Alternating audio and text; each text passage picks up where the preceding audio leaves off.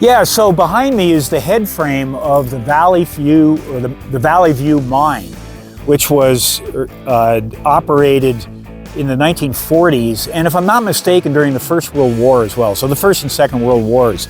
And during the war effort, of course, there was a demand for base metals, lead and zinc, and this one produced mainly zinc, a small amount of lead.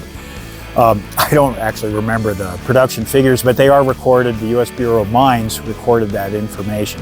But this is what's left. Pardon me. This is what's left of it. And the building over here is for where they had the machinery that ran the hoist works. So this is about 80 years old. This equipment in this dry, relatively cool climate, things were preserved for quite a while. Okay, so now we're going to go to the old historical pit.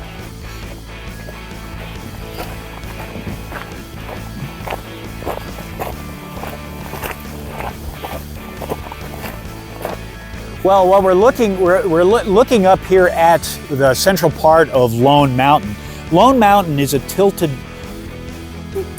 a roughly circular mountain range.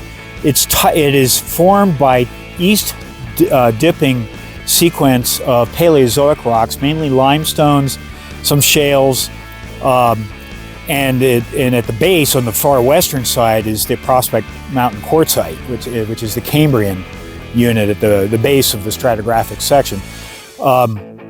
It's all dipping towards the east. It appears to be one single block without a lot of internal deformation other than the tilting.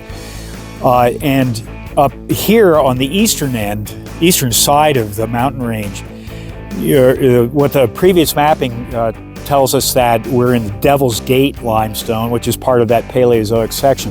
And then it goes under alluvium to the east, and then eventually under the valley out in that direction.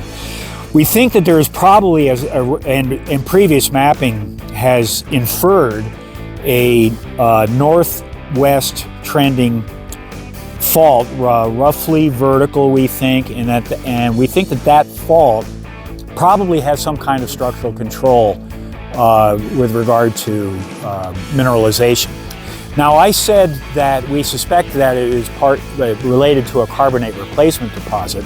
That seems to be the most likely explanation. It could possibly be a Mississippi Valley type of deposit as well, which would be a lower temperature thing, a lead zinc type of deposit. That's a possibility as well. We like the carbonate replacement deposit because that implies more metals and higher grades potentially, greater variety of metals, including potentially silver. So here we are looking at the historical pit. I don't know how old this is. I'm going to guess that it is maybe first prospected around 1900 or even earlier than that.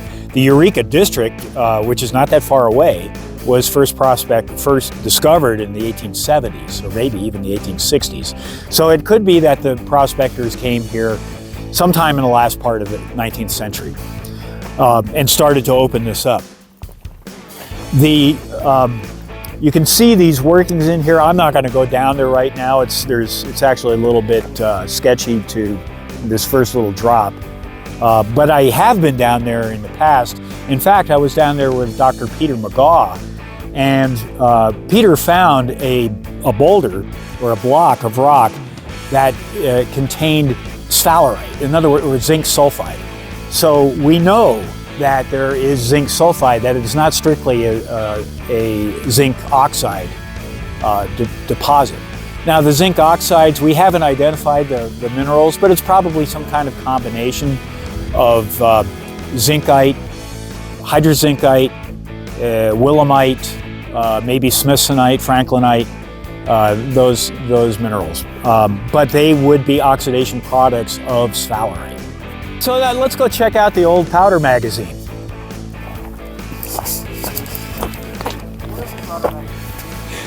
Well, that would be where they stored explosives. And they would have kept it at some short remove from the mine workings for obvious reasons. If there was an accident, it exploded, at least doesn't blow everybody up. And they would put it into, they would make an artificial opening in the ground and tuck those explosives in there and then take them out only when they needed to use them.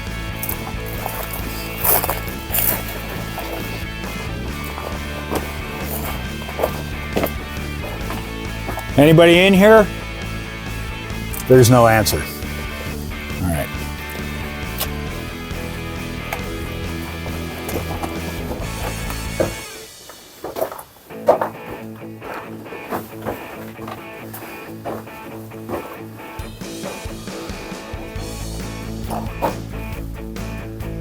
Well, there's not a lot to say here other than that we're looking at limestone.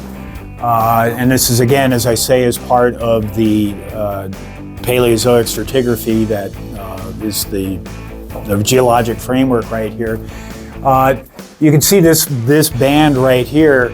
That might be bedding, and it's dipping in the right direction. It's dipping to the east. We're looking in this direction. We're looking west. So this is a kind of an interesting feature here. You see this red iron oxide. What relationship it might have to mineralization, I don't know, but nevertheless, there it is. So yeah, that's what this is.